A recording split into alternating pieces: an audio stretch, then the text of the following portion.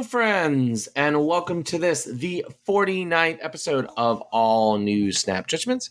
As always, I'm Roy Rogers, and joining me today is my friend and yours, the CEO or God Emperor of Snap Judgments, Aaron Glazer.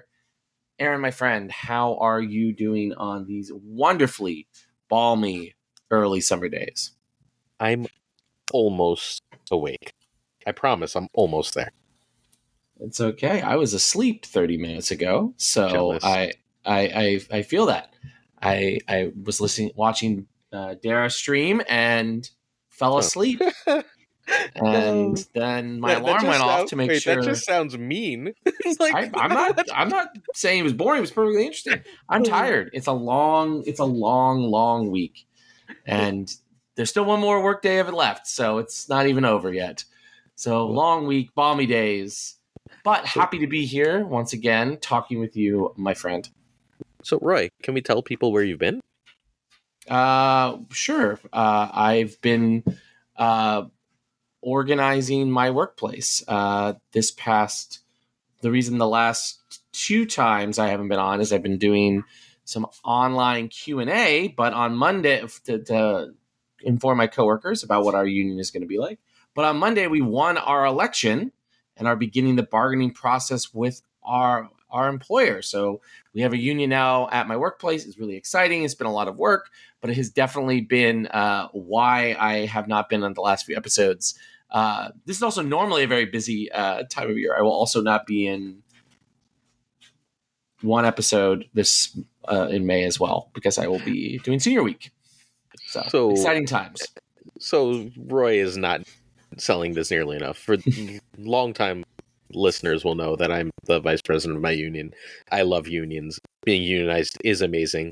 Collective bargaining makes everyone's life easier unless you own the damn business, and then you'll be fine. So congrats. It's huge. Thank you. It takes an insane amount of work. It does. It is so ridiculously worth it. It is definitely worth it, and it is definitely a lot of work. Just like putting on what Glazer knows a lot about the pressures of being a boss, because yes, he is a member of a union at his normal workplace, but he is also a boss of the Snap Judgments empire here. Again, the God Emperor part features Sandworm, so it's really important. So, Aaron, what people's labor are you exploiting today in this week's episode of Snap Judgments? It's actually the person I've used to fundamentally replace you in my day-to-day life as you were busy organizing a union. Oh, wow, that's very hurtful. Yeah, well, that's what you get for the God Emperor bullshit, because whatever. We are joined by GunnyT. Welcome, Gunny. Hey, it's glad to be here and glad to see Roy again. I'm not just replacing him this time and being a fake Roy. We have us both in the same place. Pretty awesome. We also have a special guest, one of my favorite people who chills at the top of the Marvel Snap leaderboard. It is our own Gnome Plays. How you doing, Gnome? Good. Thanks for having me. I'm excited to do this. Awesome. Gnome, how can our friends find you?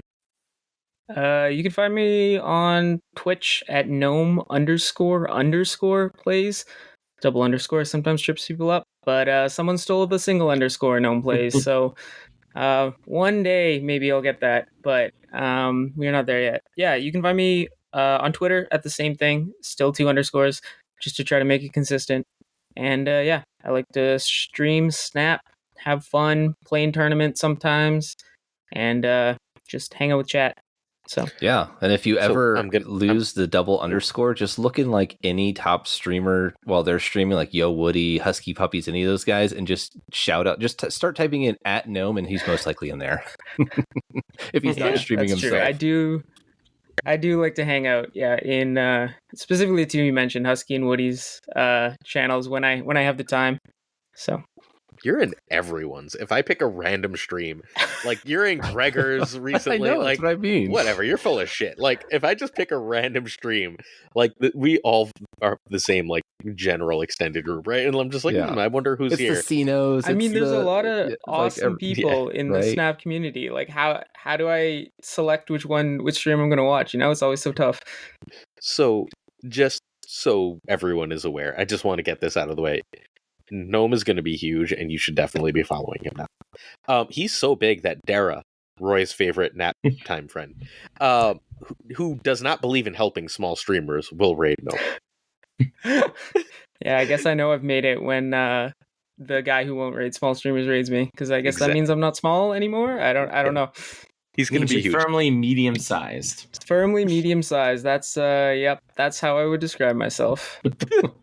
Well, loyal listeners, friends, if you would like to engage with the Snap Judgments Empire /network, how can you do that? You can do it on our social media. We are at SnapJudgeCast on X, Twitter, Y, Z, whatever hellscape Elon Musk is currently putting out there. But much more important than Twitter is the Marvel Snap Zone Discord, because we are so infinitely grateful each and every week to be the official podcasting partner of Marvel Snap Zone.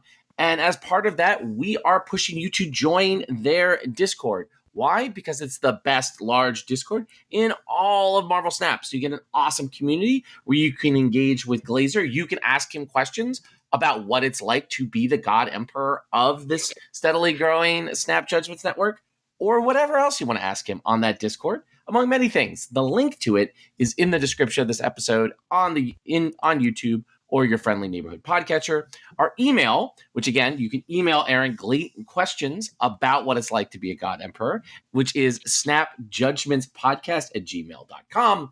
But most important, the heart of everything we do is the daily Snap takes that Glazer offers on our YouTube channel at Snap Judgments Pod. Aaron, if our loyal listeners were to become our loyal viewers and check out the YouTube, now featuring shorts, friends, shorts, everybody's favorite form of content. Aaron, what would they find on the YouTube besides those shorts, which get recommended to me a lot? Well, that's because I like them on your profile. So the other, what you would see from my YouTube right now, posted yesterday, are 3 of the top 4 decks in Marvel Snap right now. We've got the number 1 deck, the number 3 deck, and the number 4 deck. Like right now. Yeah, so go check them out if you want to play some top decks. I think it's pretty cool. Can we talk about that for a second? Oh, yeah, go ahead. Wait, sure. Yeah. So, like, if you didn't know, the viewer or listeners and viewers, Glazer just is so big now that, like, top level, like, people who hit number 1 on the ladder message Glazer and it's like, yo, this is what I just hit top with. That's why he's always getting, like, the scoop on these top decks is, like, these players are awesome. They know everybody that, watches his show appreciates it. And that's why, that's where he's coming from. Like, getting those top decks early is awesome. And I don't even need an exclusive hidden chat to do it.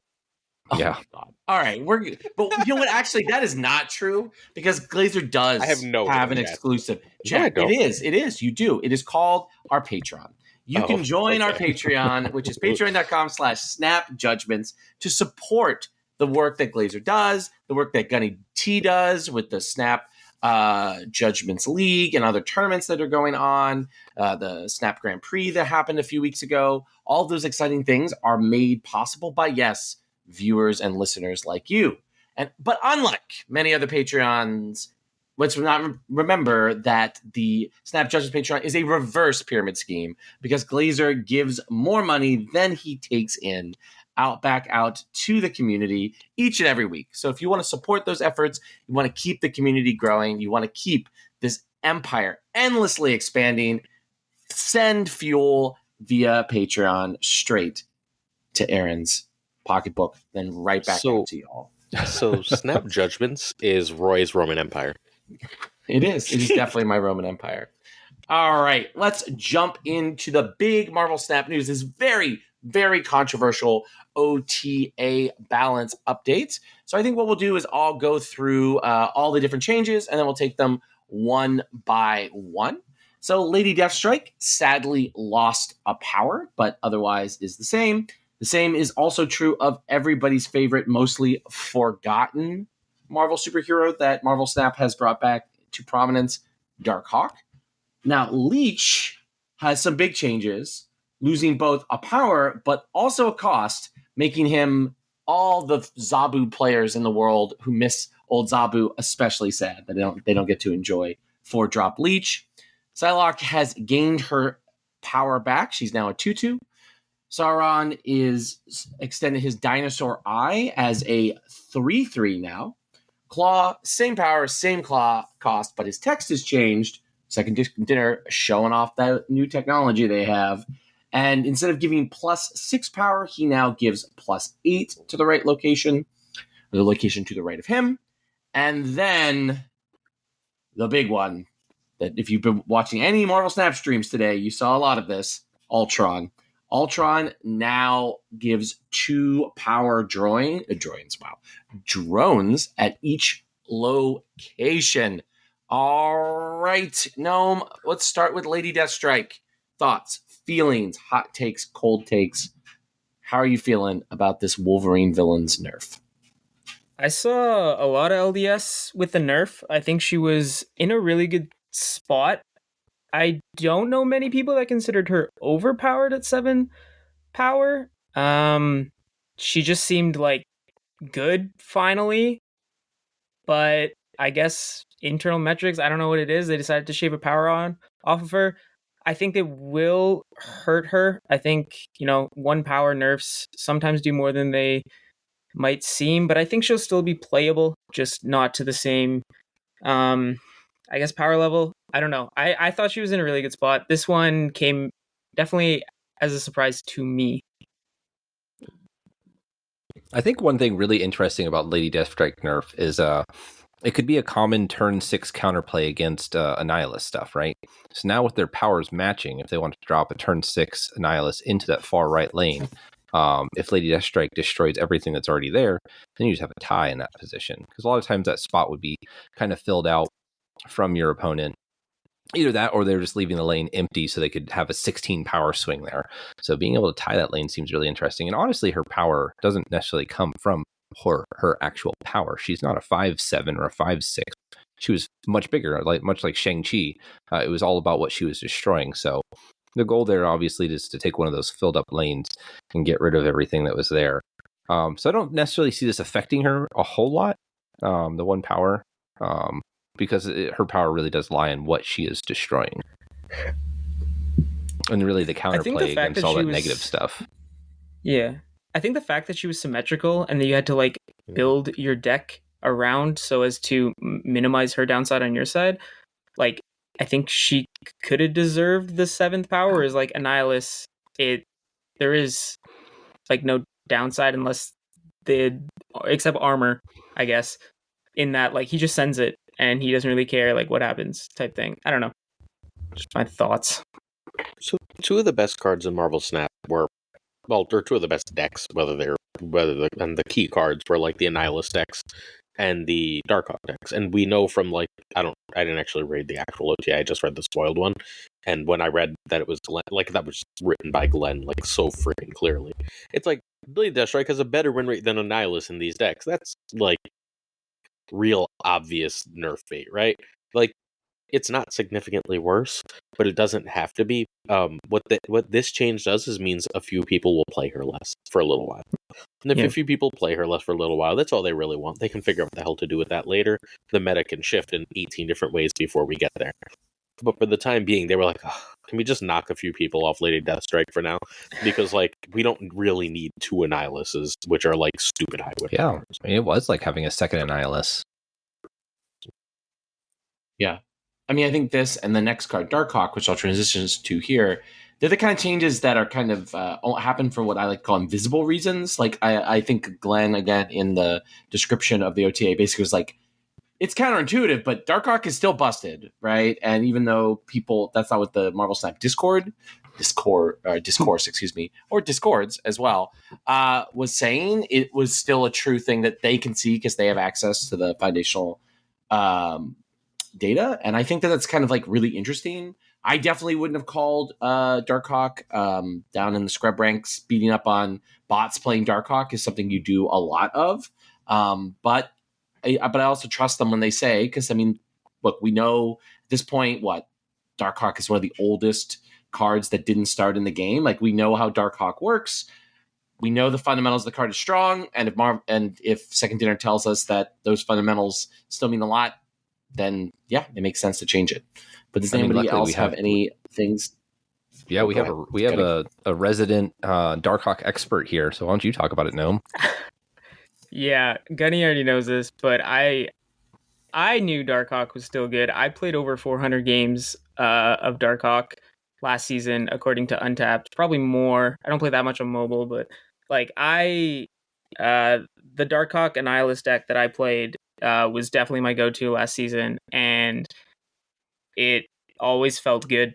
And I was surprised about the nerf only for the fact that I didn't see as many people in the Snap community necessarily share the same opinion I did. Like, I still felt it was very strong, and I still love cooking with Darkhawk. In fact, the first deck I made in after this OTA still had 5/3 Darkhawk in it. Like, I'm still gonna try to make the guy work just because I do love the card so much, and I have for a long time, even though all his supporting cast and him himself seem to keep getting the nerf hammer. But yeah, I agree with SD in that he was like that 4 power was huge. Like, he used to be like a 4/6 standard, and then like a 4/8 if you got a rock, and like 4/10. He was like just lane soloing ability at the extra 4 power, and it did come with the extra 1 cost, but there are ways to get around that.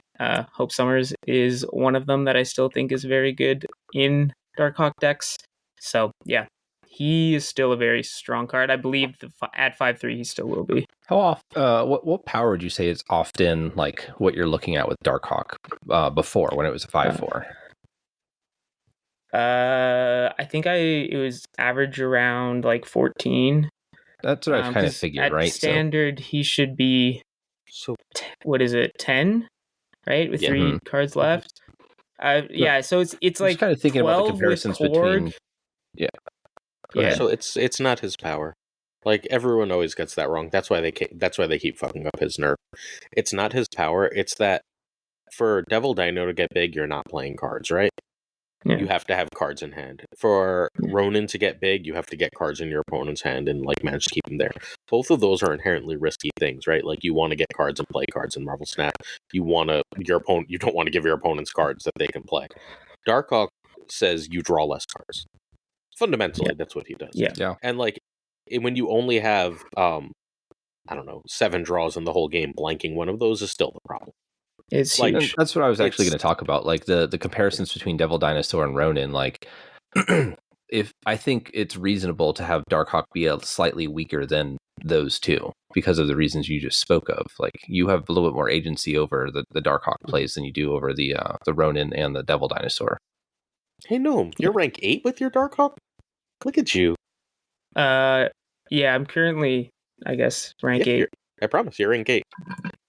Okay. I was just checking to see. It's early season. That stuff like runs over, cool. you know. Yeah. I was checking to see who was playing Darkhawk around the top last season, and most of the top Darkhawk players fell off a little bit. Rutmus at 13 is the highest ranked Darkhawk player, I believe, last season. So how does this affect it? Gnome, how does the 1 point affect it here? Fine.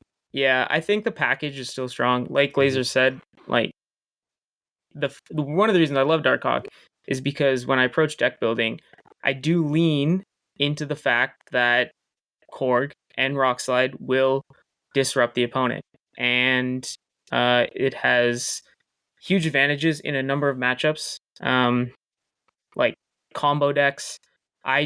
In the Darkhawk Annihilus bounce deck that I was running none of what some people might call hard tech. So I didn't run like Shang, Enchantress, Red Guardian, Rogue, like any of those like hard tech or reactive tech, I guess is another word for it, where you see a threat and you remove it with a tech card.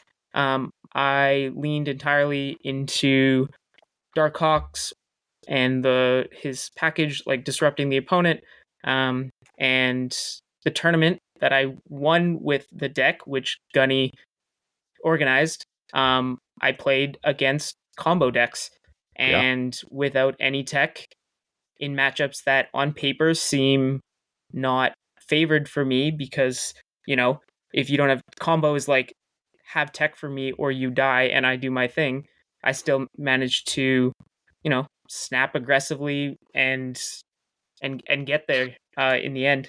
So question I for you, think, Gnome. Go ahead. I'm sorry. You can finish your thought. no, I still think he's going to be good because the package is so good. Shaping of Power will lose you a game here and there, but I think overall he's going to be fine. At least I hope he will, because I'm going to keep playing him. Here's a question for you. Do you think this may have been preemptive at all? No. I'm already seeing a 4-card package with Korg, Rockslide, Darkhawk, Sage, and Grandmaster. So no. I mean, like, just straight up, Darkhawk is one of the best cards in the game. Like, his win rate never stopped being one of the best cards in the game. Like, that's just what they nerf. They nerf based on their stats, not what we think. No one was complaining about Darkhawk. Yeah, no one was. That is true. All right, well, speaking of cards, though, that people love to complain about, Leech, I feel like we've been doing this show for a year and a half, and I think we've talked about Leech almost as much as we've talked about Darkhawk.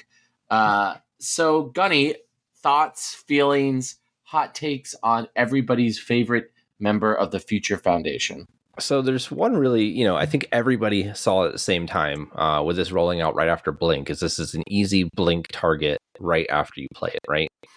Now, one big thing, I was actually watching KM earlier today, and he noticed on stream, because he was playing a Leech deck, was that having 2 draws after playing a turn 4 Leech is actually kind of a big deal. That's 2 more turns to draw your on-reveal cards that you need. Drawing that Shang-Chi on turn 5, or drawing, your Doctor Doom and not having it hit. So getting 2 draws out of it actually might be less imposing than it really seems. Like, you get that turn 4 Leech. It could definitely mess up some of the combo decks, but man, just having that 1 draw afterwards always felt bad.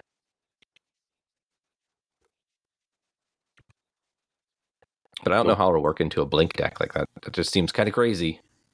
Yeah, Leech into Blink seems to be what a lot of people are going for right now.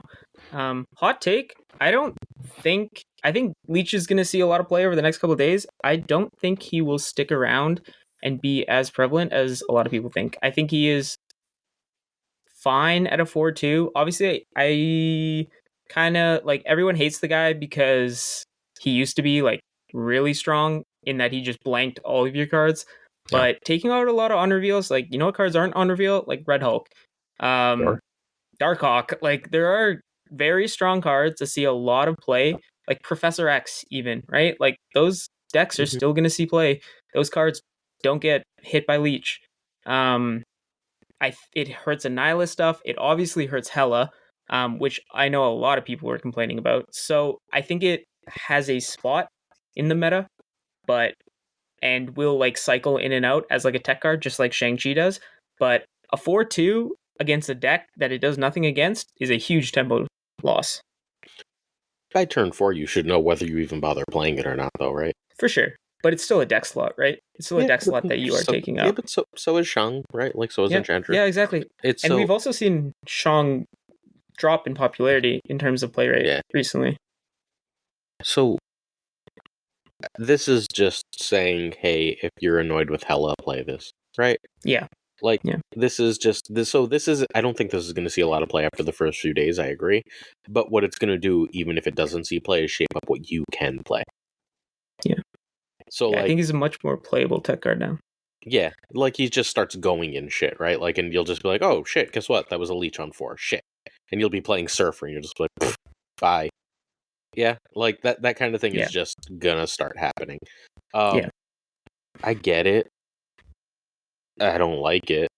I get it. I don't like this type of tech card. I don't like blanking my cards in hand. I don't care what you do to them on the board. I don't care if you shang them. I don't care if you killmonger them. I've never been a big fan of blanking my cards in hand. I like discard more, right? Like, you can discard my cards in hand. Fine. But, like, I drew the card. Let me play the damn card. You can interact with it in any way you want then. I don't know. I don't like this card. I think it's probably fine. But whether it's fine or completely broken, I still think this is kind of dumb, and I wish that they were a little more clever in how they interacted with things. Yeah, it all makes sense. I think on reveals have been getting, like, really powerful, and so pushing this into a place where on reveals are hit is, I think, a really good idea. I think the biggest issue with on reveals is that, and like the best tech card against on reveals, right, is the dog, right, is Cosmo.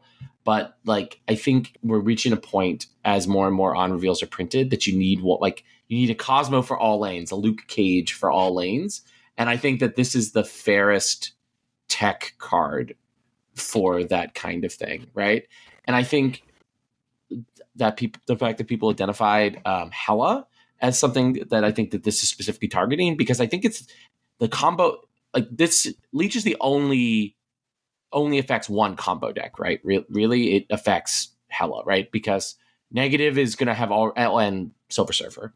Negative is already likely, hopefully, played negative, right? It doesn't really affect the Living Tribunal cards, right? The most powerful Living Tribunal cards are all ongoings, right? You better Magic on 3, and you better not need Jubilee or Iron Lad. Or Iron Lad, those decks really hard. I think it still affects negative, right? Because a lot of them play Wong stuff, like the Panther, the Zola, the Null, Zola stuff. But I think that it's really going for Hela, because I definitely think you can play around it with those other decks and still do what you need to do. But I think it really does like smack Hela. I think it hits Hela and Annie the most in terms of like meta relevant decks that Leech specifically targets. Well, and Blink stuff maybe too, which is weird. I'm gonna go tell Woody that you don't like Surfer. Yeah, I played a lot of Surfer last season, so I would be very sad to be playing Leech after snapping on like 3, and it's like I'm all set up, and they're like, "Cool, Leech." It's like, oh, okay. Seratech's not a favorite now, but that would certainly hurt it. Yeah, it'd be good in Seratech though. Seratech just plays this on 4 and goes, "This Sarah, eat my." But hey, it's really interesting that they're releasing Sage next week, because like this card says if this is in the meta, Sage is utterly garbage, right? Like you can't play a 3-0 if you're getting leached every other game. Sure. Well, yeah, this also hits the season pass card that they released 2 days ago. Yes, but like that, but that's less because so weird. You can combo that into this, right? True. Yeah, that is fair. I mean, like Lambie did a lot of that, and Dara, and the brief bit of KM I watched before we came on here, we're all doing a lot of that. So, yeah, I too have been playing some Leech Blink decks. Powerful. It is powerful. It is a good combo. Yeah, I mean, sure, but like, so that's a combo that like makes the season pass card better. But like, Sage doesn't get better in any way, shape, or form with this. Sage just gets 3-0 as a dead card. Yeah. Right? Like, Sage is utterly garbage, and they're going to try and sell us Sage, but like, if Leech is as good as they think, they're not going to sell many Sages. Maybe. Yeah, we'll have to see how the meta shakes up. I still, like I said, I predicted not to be like super relevant come a week, and I still think it will be index, whereas previously he wasn't in like anything really. But time will tell what the Brewers come up with. I think we could also talk about the preponderance of 5s. So starting at the beginning of the year, right, we had our 6-drop meta, which was everything was getting played on 6. 5s have really taken over that throne quite a bit. So this being dropped down to 4 and not competing with those 5s anymore, other than like being able to blank things that are 5s. But if you're playing those 5s in your deck, like that makes a pretty big difference. Yeah, it is really weird how the meta went from like all 4s and 6s because Zabu and also 6s win lanes to 5s everywhere. Like LDS, Darkhawk, Annie, obviously, and then Profx because of Annie. So, I mean, 6s were only really the meta because Thanos was the meta. Yeah, that's also true. Like Hope and Thanos both incentivize 6s, and without Thanos, Hope is still great, right? But she's much less oppressive. And if she's less oppressive and Thanos doesn't exist, then we go back to 5 because the 5s are all hyper specific decks. They're all like packages that do things. And they keep trying to make like good stuff 6-drop. So you'll run like 1 6-drop, but like you're running a Red Hulk. The Red Hulk isn't your deck. If you're running Annie or Darkhawk, that is your deck. Or Cannibal or whatever. I think you're also missing Blob, right? Like it's not really Thanos, right? It was that Blob pressured the Thanos decks into playing like all 6 drops. Yeah, right. It was and that power. I think more than Blob, but yeah. And so I think once Blob would Blob have was gone in nerfed. Thanos regardless. Blob just is massive regardless in a Thanos deck, no matter what you put in it. Yeah. All right. Well, speaking though of 5-drops, 5-drops are good with ramp, and we got a better ramp got improved. So what do we think about Psylocke? Did she need to go back to her 2/2? Do we want ramp decks now that Sandman is dead? There's other cards to ramp into. What do we, not dead, but a very different card than he was when he was what everybody was ramping into. What do we think? Gnome, what do you think about Psylocke in this attempt to return ramp as a force in the meta? I like Psylocke, the change, because she is the most interesting ramp card to me because she's so much more flexible than Wave and Electro, which are the other like generic ramp cards. Obviously, Hope is also a ramp card, and she is probably the most flexible. But in terms of like the OG ones, Psylocke is the most interesting because Electro wants you to go like 3, 5, 6, 6, right? And then Wave wants you to go like 6, 5, 6, but also gives your opponent the same benefit that it's giving you. Whereas Psylocke, as like a deck builder, you can stack your, if you notice that your deck is really heavy in one cost, maybe you throw her in and help smooth out the curve. But that can be an excess of 4-drops, that can be an excess of 5-drops, right? She is just a small piece that allows you to smooth out, and at a 2/2, she feels a lot less bad than she does as a 2/1. So I like the change. I don't think she will break the meta, but I think it's a cool tool that deck builders can now use without feeling as bad. I might be a single Glazer one out here, but I actually kind of liked her as a 2/1, so I don't really think that point of power was really why she was powerful. Obviously, it was boosting you into other things. And toying around with her and Ravonna in some decks because Ravonna already wants to play low-costed stuff like that was kind of a neat interaction that you could do. And I mean, that's obviously just one deck. Point of power is great everywhere else, but it was an interesting point that it didn't have before, and we're losing that because it goes back up to a 2/2. So gain somewhere, lose somewhere else. That's true. Yeah. Glazer, any thoughts? They covered it. I don't really care about this. This has some pros. It has some cons. I have nothing It's not to going to add. be meta relevant. All right. It's not going to be meta relevant. Same thing for the next card. Like it's Sauron. Like I hate this card. Like because it's just a dumb card. Like why make all the cards that they design with drawbacks have no drawbacks? So what do we think about the Sauron change gaining 1 power? Gunny, you got anything for us? Yeah, I kind of push it back with Psylocke. I am very happy to see them revisiting old cards that they changed because decks were pushing them too high, right? Obviously, Psylocke was changed because of Thanos, that's what they spoke to before. Sauron was changed because of Shuri. And now that those two decks aren't prevalent, like, hey, let's give them back their power and see if it helps those decks at all. I don't think it does, but, you know, why keep them at a lower stated cost to fix a problem that's no longer a problem? Yeah. I think Shuri used to be the baseline for power, and she no longer is because the cards have just gotten better. So, I don't know. If people want to play Shuri Sauron stuff, it's probably still fine. It's probably still good, actually. But I don't think it will be meta relevant for a bit. But I've already seen some cool stuff with, like, I mean, I used to play a Sauron Moon Girl deck that was a lot of fun, and I've already seen those builds going around again because people are like, ooh, Sauron got an extra point of power. Does that point of power make the deck better than it was previously? Probably not, but it's cool that people are like exploring stuff like that on OTA day.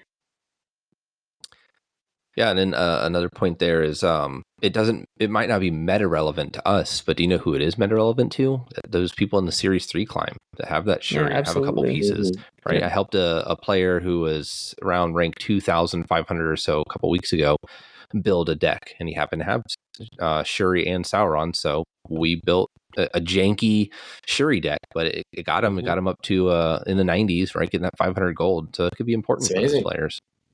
It's really awesome. Yeah. All right. Speaking of cards that have been kind of outclassed by newer cards, we have Claw, who's struggled to keep up with the other passive power cards that have been printed, since the beginning of the game. Miss Marvel, Living Tribunal all come to mind of these kind of like powerful cards that give you power for quote unquote free. Gnome, do you have any thoughts about this Claw change? Will this make Claw meta? I think this will make Claw a lot better, yeah. 510 to 512 effectively is huge. That's very above rate for a 5-drop. Can't be Onslaught is interesting with them because that's a decent amount of power in the lane that they're both in, because they're both like Onslaught's just like a decently statted card, and then 16 power in another location is often very hard to deal with. So I think Claw's gonna be legit because he hasn't been for a while because Ms. Marvel just outclassed him. So I'm excited to see how this card goes. And like Gunny said, I think this is huge for lower collection level players because Claw's Series 1, like you get it right away, I'm pretty sure, or very, very soon. So yeah. Do you think this would have been more interesting as a 5/6, Series giving 2, 6 yes. still? Splitting that power evenly. Then it's Doom. Yeah, and also Onslaught, like natural ongoing synergy.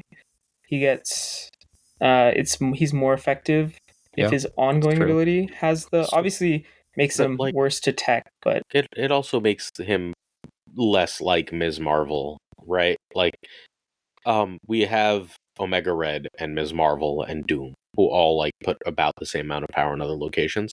Like having one that does something different is good. Yeah, having all the power in his little hand is more thematic. Yeah. But like even more than this, like people play the shit out of Venom, right? And Venom's great, but like Venom moves, right? I mean, 12 is a lot more than 8. Yeah. Like in Marvel Snap, 12 is a lot more than 8. Unshungable 12 is just a ton of power. This is like a genuine real card. This should go in a lot of decks. Yeah, but think about a Ravonna shell with turn 4 Professor X, turn 5 Claw, turn 6 that's what Mystique. it does. It says Professor X, unless you're going to fucking Professor X in the left lane, if this gets played a lot, Professor X is way harder to play. Like, crazily harder to play. If I can add 8 to your Professor X lane... Yeah, but won't Professor X decks also run him? Sure, but then that's where they have to play it, right? Like, yeah, that's true. Right, and now that's where their turn 5 is going, and they don't know, like, if they're either playing it on turn 5, you know what I mean? Like, it gets real complicated. They can either claw into your Professor X lane, right? And like then the Professor X player has to claw in your lane, but now you have 8 power elsewhere for them to try and still win that lane that they were trying to lock up. Or you know what I mean? Like it ties a cannonball, and you can't cannonball it out of that lane. So that's a thing. Yeah, this card is sick. This is getting overlooked because they accidentally broke the next card we're going to talk about, right? Okay. But, like, this card is completely sick. I will also say, like, I want the fact you can do an old school, like, Omega Red, Claw into the Omega Red lane, Onslaught of the Claw lane. Oh, old school nonsense. Beautiful. Returning one of my favorite starting combos in Marvel Snap. All right, Glazer, since you shot the fire, sprayed the fire, lit the fire about Ultron, why is Ultron broken? I mean, look, so I can tell when they break something because Lambie cold DMs me. Lambie like never cold DMs me. Like we have like a semi-ongoing conversation, right? The second Ultron happened, Lambie was like, they broke Ultron. Yeah, I know. He's broken. He's fucking busted. Like this is they didn't double his power, right? They doubled, and then you can do all those other things with it. Just doubling something's power. Like, think about what doubling any card's power does. And this does more than that. It's insane. It's not doubling his power, though, right? Like, that's not how the math works here, right? Because he fills the lanes. So if the lane would have had previously 4 power, it will now have 8 power. Okay. Sounds like a double to me. Sounds like double. Okay. Yeah. But in the decks, I know where Roy's coming from. In the decks you play him in, it's not doubling because you have the Patriot and Blue Marvel, and it's not like that. Okay, but let's say it's a right? Patriot, right? You would have 3 power in the lane, so 3 times 4 is 12, right? And now you're saying you're adding 4 5, right? So you're adding 4. Okay, fine. Yeah, you're adding 4, effectively 4 per location if there's nothing else in it, which is a lot. Even 3 if there's like one thing in it is still a lot. And then you get all the extra fringe benefits of running him, right? Like, you can throw a Dazzler in that deck. You can throw a Wasp back in that deck. And, like, you have all those extra little bits of power that you get because you can run Ultron. Plus, he's a fucking 8-power card. Yeah. Yeah? I mean, I hate this card. I hated it when it was spewing 1/1s. The amount of games where I've lost that it's like, the only thing that can beat me is Ultron. And then they have Ultron. Is, like... I just hate this card. So, here's one don't piece. Understand why they wanted this card to be Ultron better. into a lane by itself is a 6/14 that can be played anywhere. It's a Giganto. It's more than 6/14. Into its lane. It's one lane, right? That's what I'm talking about. So the lane it goes into by itself adds... What's that? 6/8. It doesn't fill its own lane. It fills I'm sorry. Yep, you're right. So it's a 6/8, and then it's up to I don't know, plus, so it's a 6/24. If there's no other things filled. Just playing it alone, you're playing 24 power. That's kind of nuts, actually. It seems, yeah. Like, that's how I try and think about cards, right? Like, that's why I'm so high on Claw. That's why Doom is so good. It's just, it doesn't, like, it's how much power is this card generating? And 6/24 feels like it's probably going to be pretty fucking broken. Even if it ends up being 6/20, and if it's 6/20, that's because you have something more than that 2 power in that lane, right? So what is this? Turn 4, Khazar, turn 5, Blue Marvel, turn 6, Ultron. No. Turn 3. No, Patriot. It's Patriot. Yeah, Patriot. Patriot Mystique Old Ultron. school stuff. Yeah. Old school stuff. Yeah, Patriot Mystique Patriot Ultron. Mystique Ultron is making each drone a what? An 8? No, a 6. Sorry. 6. Killmonger meta, baby. Killmonger meta. Did you know there's a card in Spotlight Caches right now that says no thank you to that Killmonger meta? Oh, it's the Kahara? Yeah. Like, if Killmonger becomes meta, Kara will become meta. I think the real answer is this is going to be an ongoing hate meta. Unpack immediately. Like, yesterday, unpack your Super Skrull, because he just went from out of the meta to, like, one of the 5 best cards in Marvel's time. Oh yeah, Ongoing's back in a real way. Even before the Leech change, Ongoing, like, kind of started coming back with that Jean Grey stuff. Yeah, Spectrum, and, like, yeah. And the, like, Man-Thing, US Agent, Luke Cage stuff that, like, people were playing. Yeah, I agree. Skrull is, I think, a good card to throw into some decks. Yeah. Yeah? I mean... Do you know, though, what is more fun than these rebuffed cards to throw in your deck? New cards! All right, let's talk about the May season cards. Let's start with the Queen herself, our season pass card. Blink. 90s and early 2000s X-Men fans. Your hearts, I hope, grew many times big to see Blink here. She's a 5/7, and on reveal, swap the last card you played with the highest cost card from your deck. Gnome, what do we think about Blink? I really like her. Obviously, everyone's playing her in Hela. I think that is currently the best deck that she is in. However, I just like her because she's a really cool deck building puzzle. It's like, what are we blinking and what are we blinking into? So she has all these moving parts. And in terms of how you want to build a deck around that, I think she's really interesting. She is value, just pure value in a lot of the decks that you build her around. If we think about the average power of a 5-drop, well, now with Claw, it just went up. So I guess you need to get more value in order for her to be on rate. But like, she can, she's often very above rate for a 5-drop, and 5/7, just her stats alone are like good. So you can put her in a lane. She also attacks multiple lanes, which is really good, right? Because she blinks. You can blink a card in another lane. So attacking multiple lanes on the final turn is very good for both cube equity and just managing your power at the end of the game when you have the most information on the board. So I really like her. I really like the design. I think she's a very good card. Glazer? She's, I mean, the best. I think she's at least as good as Hope, and possibly the best season pass card since Ms. Marvel.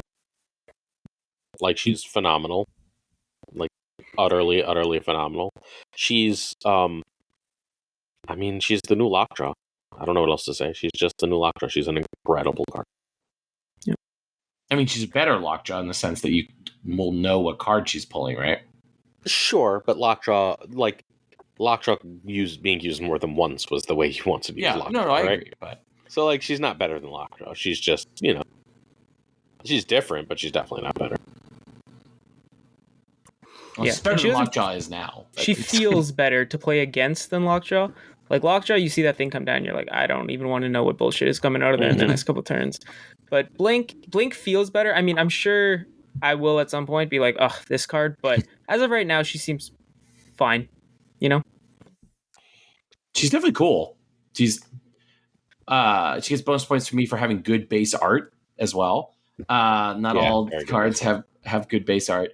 I think she's also a thematic win. This card feels like Blink, and I think some of the more recent, particularly season pass cards, does Hope Summers feel like Hope Summers? I don't really think so. It's just like a generically good card with a famous character attached to it. But this really does feel like Blink, and it's cool to see, again, us 90s kids, millennial fan service that we get here from Blink is really nice. I'm interested to see what direction Blink ends up going in. I definitely agree that Hela seems to be the best thing, but there's also a lot of people who are sort of playing her in kind of a mid-rangier shell. So it'd be interesting to see if that survives and ends up thriving, because I think the predictability of Blink also gives you more deck building flexibility, right? You can reliably know that there's a couple of cards that you will get out of your deck every game with Blink, and that gives you a sort of ability for her to be as much an answer. Because I think Lockjaw was a snowball card, right? You would play it and then just try to do wild things and snowball the game out of control. While I think Blink does other things, right? It can snowball, but it can also pull something that, a high power card like a Magneto or a Darkhawk or these things that can provide you with really specific effects if you concentrate them at your sort of highest cost slot, which I think is really cool and really interesting design space. I think Gunny. Oh, good. Yeah, go ahead. Yeah, I think something interesting about Blink is knowing what it has to help your deck out, right? So for instance, the Hela thing, it's just a redundancy there added in. So you're either doing that redundancy or just hoping that it does, it just adds, for instance, the Leech into Blink, right? So you get this effect, and now you're going to turn that into an effective card. And it'll be really fun when we figure out the math of it, right? So how many 6 drops do you need in your deck to make it work, where Blink is your only 5 dropper? Or what is the ratio, like we did for Cull, right? We ended up landing that 2 1-drops was essentially enough to activate Cull in decks that wanted it. Obviously 3 is better and you'd whiff every once in a while, but how many big payoff cards do you need in a deck to make Blink work? And it'll be fun for those mid-range decks that you were talking about, Roy, to figure that math out. 1. You need 1. What happens if you draw What it? if you draw it? Yeah.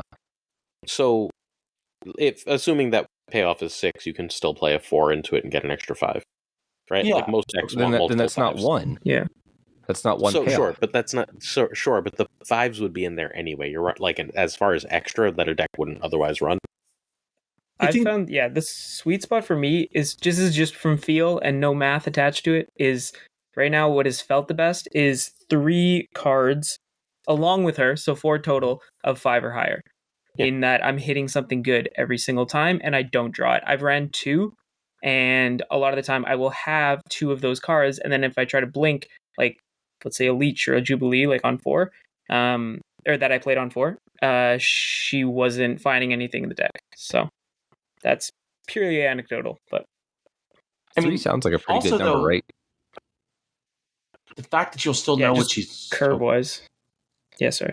No, go ahead. I apologize. But you always know what you get from. Well, not exactly what you're going to get, but you know the range of her, right? So even if you draw all 3 of your cards and okay, you look at your tracker, oh, okay, I have one 4-drop left in the deck. I'll know what that 4-drop is, right? Like, I think that's like super interesting play about Blink. That even the like miss cases are really interesting. Leech kills bounce. Yes. Yep. Oh, I don't know why that didn't occur to me immediately, but just like I was like, when we're done podcasting, I'm gonna play some bounce, and then my heart just fell out of my ass. No, I've already gone through the morning of bounce this afternoon. Yeah, it was fun. That was back for a bit. Well, Glazer, maybe you should move to move. That's supposed to be the cue for you to move. Great transition, Roy. Changing. Yes, thank you. All right. So I always press space on this app that we record on, and then I realize I have to go to the slideshow to change slides. So, okay, so we've got Nocturne, Exodus character, Exiles character.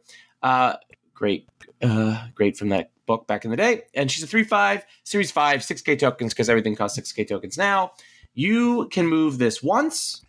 When this moves, replace its location with a random new one.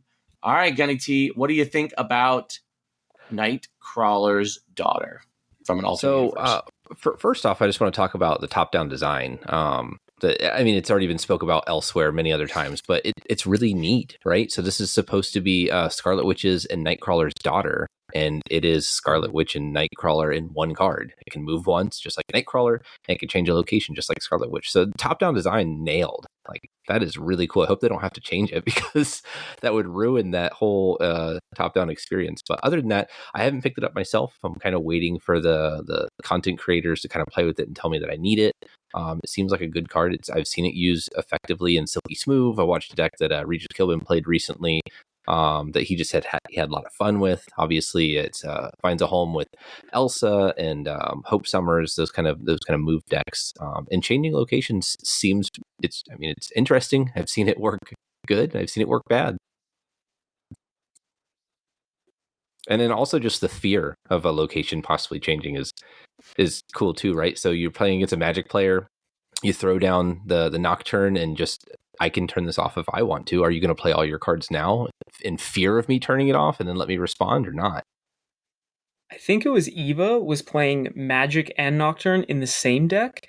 Yeah. And it just it felt like putting a gun to your head and being like, am I gonna switch it? Like, I have the power over whether or not I'm gonna rug pull, or I'm gonna let you go for another turn. It's like, if you think you're gonna lose, do you retreat on 6? Do you the mind games with it are insane. That was a really interesting like literally thing. Every deck Ava plays, right? Like, Ava Zord is just that's like, true. Here is mind games the deck. And then people are like my favorite Ava complaint is people are like, Ava waits so long to snap. He makes you in. I'm like, because all Ava's doing is playing mind games with you. Every freaking deck is just like, here's some stupid shit. I'm gonna mess with your head. Just run away. You don't want to deal with my stupid shit. And like, honestly, sitting at number 4 right now, always top 20, right? Like, yep. Yeah. Sorry. Ava love aside. Hi, Ava. Nocturne is very good, but not a requirement. Yeah, right. She feels almost like Red Guardian in that she might be the best in slot in the decks that she's played in, but if you don't have her, she is not going to drastically change the way your deck plays. There's 17 really good 3s. The only 3 I think that's required that's high series right now is probably Gladiator. I mean, Shaw if you want to play Surfer, you need Shaw. But like, the only 3 that's required is Gladiator important. Because like, what? Hope Summer seems pretty important too. I don't think so. Like, I think Hope I'm with Gunny on this one. I think she's really good. I think she's great. I think she's replaceable in most decks. Really? Yeah. Well, I'm down. I'm not down on Hope, but I don't think like there's a real meta deck that's like built around Hope anymore.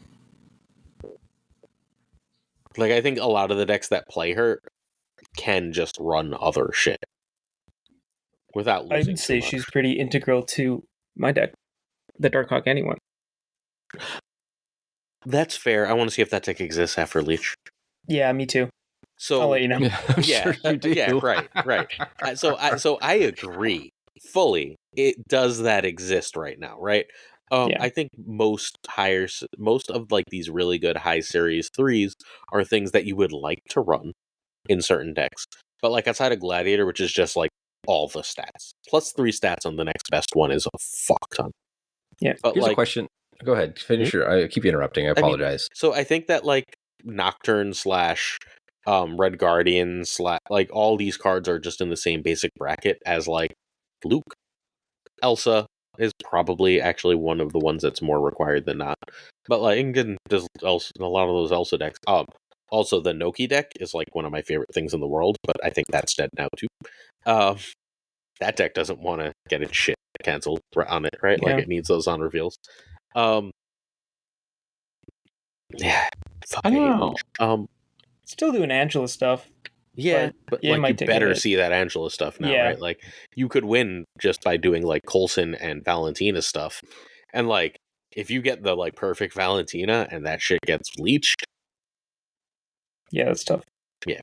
So here's a question: How many move cards do they create before they break the game? Right, we're kind of getting to a tipping point where if they get any more move cards, like turn 6 turns into hell. This is it's just Jeff. Nocturne Vision. It's like I don't know where I'm putting my power. You don't know either. Like deal with it. So I played a bunch of that Silky Smooth right when the season turned over, just with Nocturne in the Spider-Man slot, and like it's so obnoxious for opponents. Like you could feel them just retreat because, just like, and God, if you have Elsa out, just good luck. All we need right now is a 4-drop mover, right? And that kind of finishes out the line. It's Captain Marvel. You do Captain Marvel. Sure, I just mean like moving your own stuff. So you don't like... Is Hercules not enough? No, Captain Marvel is really, really, really good in that list. I was not a believer. I was like, all right, so I'm going to cut Captain Marvel for... I was pretty sure I was cutting it for... What was I cutting it for? It was Nightcrawler or something else. I was like, Captain Marvel just feels expensive and clunky. And after like 4 games, I was like, oh, this is a problem. Like, that's especially one deck that really doesn't care about Leech either, right? And just like... Nope, it's got Shang. It's got Shang. Does it which is really strong. Does it have Kick Man, Kung Fu Master? No. He's also no, it's a Silky Smooth deck. It's it doesn't play Cannonball. Classic move. It's not the Heimdall set. It runs Red Hulk Vision. I have seen some of them do play Magneto. It is a lot rare. Yeah, that's. Yeah, but he's still Kilbin's running Magneto, but I think a Magneto that doesn't move sometimes better. So doubling back to the Hope comparison, though, I actually think this card might end up having a lot in common with Hope, because to me, Hope seems like the kind of card that also is like Mobius, where it's not always something that all decks play, but you're going to find a point where you just like really wish you own that card, right? Like, and it's not going to feel when the card is in, it's not going to feel replaceable. And I think that this is like a kind of a card that I would feel comfortable telling people to invest their tokens / their keys in, because it's a fun card, number one. So like you can just like put this in a deck and do dumb shit. But then also like there's just gonna be times when you're like building a mid-range deck that you're pulling off your favorite contact runner, Gnome, Cam, whatever, and you're like, you've got most of the cards but Nocturne. And then you're like, oh well, I'll go with this other deck that they were playing. And you're like, oh wait, also that deck weirdly has Nocturne in it. This is definitely how I have felt about cards like Pixie, which is a card I do not own. Recently, where it feels like lots of decks that I've been interested in playing like have Pixie, and I'm like kind of missing that I didn't invest tokens / keys in that card. I feel like Nocturne could end up being that kind of like a generic-y, fun but also good stuff card that people will have wanted to invest tokens in, because it kind of ends up being everywhere. Jeff is, of course, the ultimate example of that, where it's like, I'm really glad I bought Jeff when he came out. That's all I'm gonna. That's all I'm going to say. So be prepared, Glazer, to answer how to replace this over and over again. I mean, that's the whole game right now, right? Like, say Jeff. A constant conversation in Marvel Snap right now is that there's like 18 best in slot cards that are high series. Like Cannonball is like the ultimate example, and I think Cannonball's like the irreplaceable one of them. Like, if there's one to me that I think like shit is really hard to replace, it's Cannonball. But like there's just a bajillion cards that are just really, really hard to like. They're all semi-interchangeable, but they're all hard to replace. There's Jeff and Jeff, Nocturne, Red Guardian, White Widow, Valentina, Like, these are all fundamentally the same basic concept, right? Like, they're just good, powerful cards. They're generally more powerful than their Series 3 counterparts, but not exclusively and in every situation more powerful than their Series 3 counterparts. So, Yeah, like, I mean, you named it. You these... named the Spider-Man there. Right. So, how do you get... unless you're spending, you can't get them all. So, like, how do you choose which ones to get? You're going to have to choose whichever ones are the most fun, because they haven't released... I mean, buy fucking Blink, because Blink is a tier above these cards. You can also pay and also, if you're going to spend money, if you're going to spend money, it should be on the season pass. Right. Yeah, 1,000%. But but Blink is, like, even if Blink were a spotlight card, I think she's just a tier above these cards. Like, because you can't replace what Blink does. Yeah, right. Whereas you can fundamentally replace all these other cards. But, like, how do you choose between the 18 semi-replaceable cards? I don't know. You have a week. Good luck. Yeah. Well, I'm glad you brought up Valentina, because Glazer, this morning when I was at work and I was trying to avoid this grading I had to do, I put on my YouTube ad, and I got a YouTube short that told me I don't need to buy Valentina. So these are the kind of content you can get, loyal listener, from becoming the loyal viewer of the shorts that Glazer now produces on our YouTube channel. But let's move on to the next. Wait, hang on, Gnome. You don't need Valentina, correct? Sorry? Do you need Valentina? No, play Cable. Right. You don't need Valentina. Really cool card. I enjoy it, but, like, you don't need really cool card. Don't need her. Well, no. Do you need Sage, who is a 3-cost, 0 strength on reveal, +2 power for each different power among all cards here, and will cost you 6k tokens. Do you need this card? So, Glazer asked me to rate all the cards at the start of the month, and I had a very hot take that I said this would be the best. And not a lot of people share my sentiment. And now that Leech got made to a 4-2, if she's bad, I am going to 100% blame the OTA and not my own evaluation skills. But she seems very good. And there are a lot of good 3s. And this one has a downside of you don't want to play her early, right? So it sucks when you can't curve out a card, because when you are building your deck, and you're looking at the curve, well, that might not be the curve you actually want to play her on. But she seems like she could... So what's her maximum potential? There's 7 other cards. Obviously, like, this is unrealistic, but, like, 314. That's not going to happen, like, almost ever. But a 310? 38? That's Gladiator. That's Gladiator, no downside. That's... Wait, but there is downside. Sorry, what's the downside? That's important. Your downside is you have to play it at the end of the game. Yes, and Gladiator's power is that it's on curve, and for sure. This is, and he's a great this tempo is downside. card. Yeah, this is downside. Yes. That's the no, it's for sure, and yeah, it is downside, and that is like one thing I mentioned when I sent the review to you. Is I know I read it. I think that like maybe my evaluation might be off because you can't curve her out, and she might just feel really bad when you don't have something else. But I also think she might just, like, the fact that she can just, at the end of the game, like, turn 6 is the most important turn of the game. If you can just, especially if you don't have priority and they're also playing, like, turn 6 is when everyone dumps all their cards on the board, right? She could potentially be very big, and, like, a 3-drop that has the potential to swing a lane to the extent that I think she has that potential, I think is very powerful, because you have 3 more energy to work with. So I am very ready to be very wrong about this, but I have high hopes / expectations for Sage, and that is my hot take. I think she's going to be really important in Sarah Tech. That is a deck that wanted a card that could put a lot of power on the board in the final turn. And being 2 cost is ridiculous. There's just so many potentials with this, right? Ravona going into it, possibly even Grandmaster with Ravona. Then you're looking at proccing her twice for 3. Like, that seems really insane. There's so many places to go, and how big does it get then if you're putting it into like a different lane as well, going up to like a 317 or 316, 318. Like, who knows? It could just be giant. I mean, if you're running Ravona in a deck, you just run this, I think, because how this is going to land. Because, like, you want to win that after Professor X lane, right? And this will do that job for you. The question is, does Clog kill Professor X? Does Leech kill this? Right? Like, what does the OTA do? I'm longer that's gone. I think this is the third best card of the month because I think 2 of the other cards are tier 1, like oh my god cards, and I think this is a step below that. Hello, Rue. Sorry, Roy's cat walked by.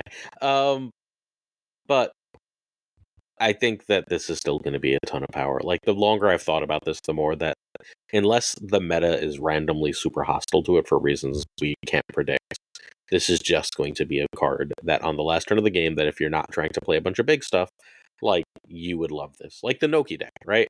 Would love this. At the end of the game, it's just like, sure, I'll drop a 3/10. You.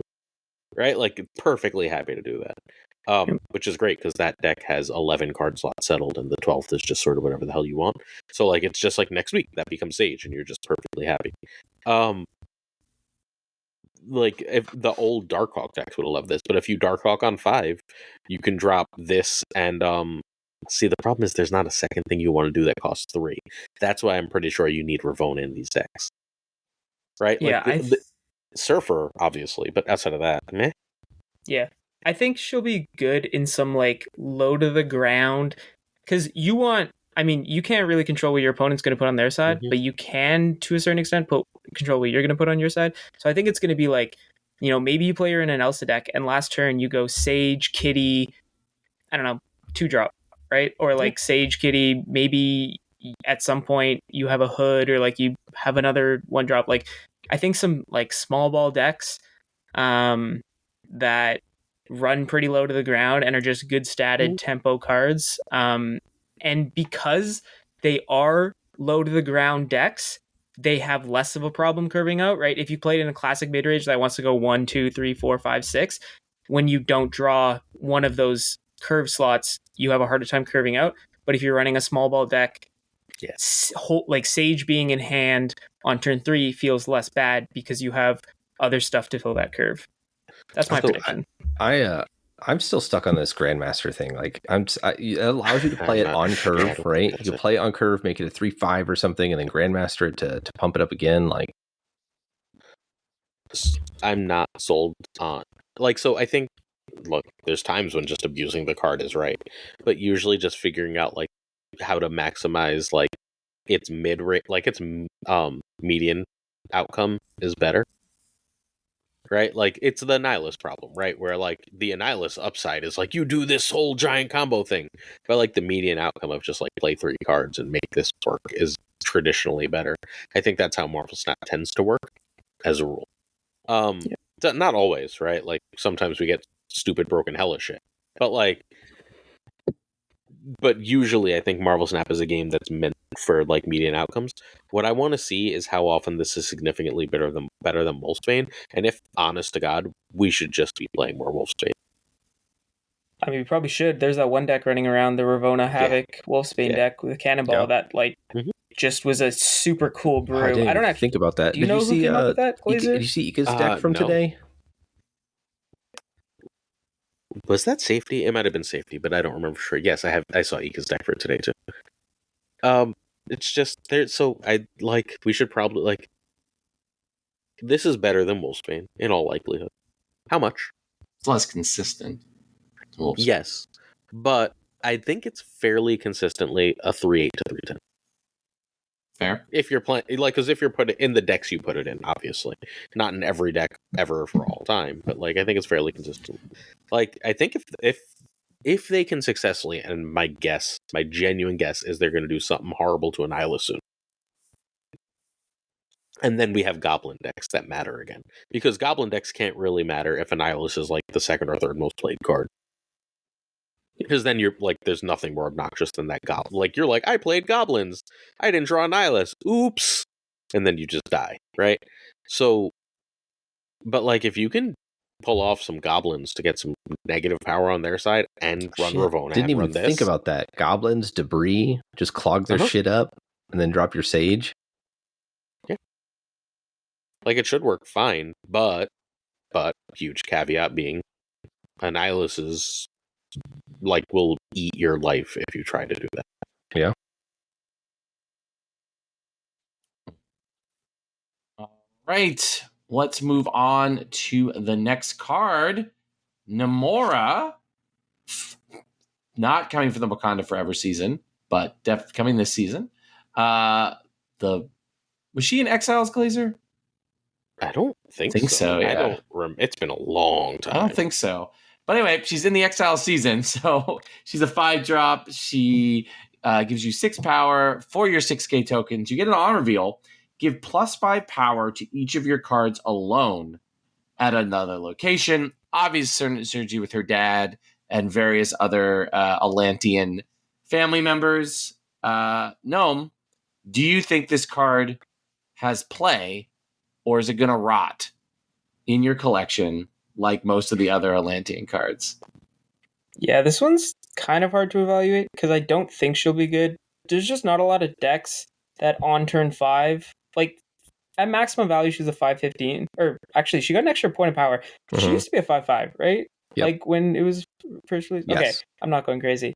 So 5/16 Maybe then. you are. Maybe you just imagined Gunny's answer. Yeah, maybe. Yeah. Sorry. She seems, I don't know, she seems okay. Like even at 5'11", that's decent stats. The cost I think is decently high. I don't know how many decks want to have just cards in their own lane or can afford to do it. Maybe there are some. Maybe there will be some. She's tough to evaluate. I don't think she'll be crazy. I think she'll be playable, but yeah, I'm not super high on her. I think I'm not convinced. I've heard the arguments about this being good. Obviously, you have the Jeff into Namora, or sorry, the Jeff into Nocturne, and then turn 4 you're playing like Miss Marvel, and then turn 5 Namora, turn 6 Doctor Doom, something like that. That's obviously like a great play. That's a Magic Christmas Land, though. I think there's plenty of things that will mess this up, right? You get one Central Park, you get one Savage Lands, anything like that. That play line's done. You're pretty much forced to play in the middle if you want full bonus. I think I'm not convinced it's good. This is the other reason I'm convinced Annihilus is gone, though. Right? Because like Annihilus and this card are mortal enemies. Like I'm waiting. Something horrible is happening to Annihilus. I don't know what, but like I feel like something horrible is happening to Annihilus. Maybe they make it like a 5/3 or something, where it's just like so bad to play. But Yeah, like everything about the game seems to be suggesting that Annihilus is like Annihilus has got to go. Like maybe they series drop Annihilus and they're like, by the way, now he's bad too. But like Annihilus has to go because Annihilus means that this card is terrible. I think this card is probably bad, but there is something to because you can do that Doom combo that Gunny just said, or you can do the armor / Cosmo / Colossus in one lane, Wong, Namora, Odin, which is plus 20 power to each lane. No, it's plus 30 power to each lane, I believe, right? Trying to think. 10, Odin. 10, so Wong 20, Namora 30? is plus 30 power to each lane, which seems like it probably wins. And if you do that with a Cosmo, great, you're good. If you do that with a Colossus, you're good. If you do that with a armor, you're taking a risk, right? Like if they can't interact. If this card makes Colossus meta, I don't know, man. So, but you run that combo, and then you run the Doom as Marvel, Jeff, whatever, pick a fucking another moving card, right? Like combo, and then you run Killmonger, and that's a deck. And like you don't see Namora, but you still see like Ms. Marvel, Wong, Doom, and you still have a game plan that can win some games to snap. Is this amazing? Is this gonna like revolutionize the meta? I would probably bet not, but I am a big proponent. I've been arguing forever that they need to make more cards that make new archetypes. And while Namora might make a bad new archetype, eventually it'll probably be good. And guess what? They made a new archetype. Cool. Yeah. Congrats. I think it's a cool card. Yeah. We'll see how people build around this because it does look like a build around card. So we'll see if the build around is worth it. Does it get you to play any of the Atlantean cards? That's really no. I don't think so. It doesn't play because with them well enough. They already just died to tech. Yeah. Like the problem isn't that they're bad; it's the Shanga's a card. Yeah, and you can't protect them with armor. Well, Atuma you can protect with armor. That's kind of the point. But the other ones, right? Yeah. That's why Tuma's the only one that ever sees play. Yeah, for real. And even then, And even then, it's the ultimate. Even that it's not that good. It does not see that much play. That's the greatest transition, though, from this card. Even then, we move on to another card. Sasquatch. All right. 6 cost. Is it actually 6 cost? No, but you definitely get 10 strength. For your 6k tokens, it costs 1 less for each card you played last turn. GunnyT. Could this save? So I think this creates another really cool package of 3 cards. So you have Sasquatch with Mockingbird and Mysterio. That 3 package can go into a ton of location or a ton of decks, right? 3 card package. We've seen him again and again, so that's pretty cool that we could then experiment with this. Obviously, you have to draw them in the correct order, but it makes for an interesting play. I don't know where else that goes. Like, do you need to build a deck that has like what do we need to get this down to? I think you need to get it down to a 4 to make it competitive. So playing 2 cards on any turn. Wait, time out. Go ahead. You would play a 5/10. 5/10 is perfectly good stats. Sure, it's okay. It's not breaking the bank anywhere, though. I'm not excited to play a 5/10. I'm excited to play a 4/10. Yeah, but like, I think that's the baseline of I did a good job. If you're not building your deck to play a 4/10 and you're trying to build a deck to play a 5/10, then you've not done it right. Like the floor, sure, but the ceiling of it being a 3/10 with that Mysterio play is pretty awesome. Yeah, especially whenever you can back it up playing Mockingbird on top of that. You can play this on turn 3 with Mysterio, just to be clear, right? Yep, you can. You can curve Mysterio into Sasquatch, and that would feel very good. So, I think it was Gnome will know this better than I was, who was just like, okay, so there's a deck, Dickens, one of those guys, right? That was just like, there's a deck that goes Mockingbird, Mockingbird with, why I just forgot the name Mysterio for no fucking reason, sorry, excuse me. There's a deck that does that, right? Like, that's a real deck that's like tier 1 level. That just runs Sasquatch too. Yeah, probably. Yeah, right. It probably does. There's no reason not to. Like, if you can play 2 cards, you're happy with the 4/10, and like if you can play Mysterio, period, you're thrilled. Yeah, I want her to be good so bad. Also, Canadian homie, so cool to see some representation from the north. But yeah, she goes in decks that I think I would really like. I'm excited to brew with her. Imagine if bounce existed. So here's the bounce thing is interesting because bounce wants to explode on 6, but Sasquatch doesn't wants you to. I don't think it is either. And if it is, it's a different bounce card. Like it's a different style of bounce deck. Like it's maybe not a hit monkey deck. You know what I mean? So like maybe it's not an all-in 6. You can do the hit monkey deck. The specific combo is, and it probably ends up running Wasps, but this would replace Iron Man in the list because you can go if you go Beast on 4, you can go Mysterio, hit monkey, zeros on 5. Yeah, and then you can go Sasquatch and maybe even Mockingbird on 6. And Sage. Because your board's full. And because your board's full. Yeah. I like it. Let's do it. That's our deck. We built it. Does this have a home we need 15 cards with Black Swan? Black Swan 4, maybe. Yes, well, not even Black Swan on 4. Like you play Black Swan on 3 even. Dump a bunch of stuff on 4, and then you have a turn 6 play you can still make. There's at least an argument for it.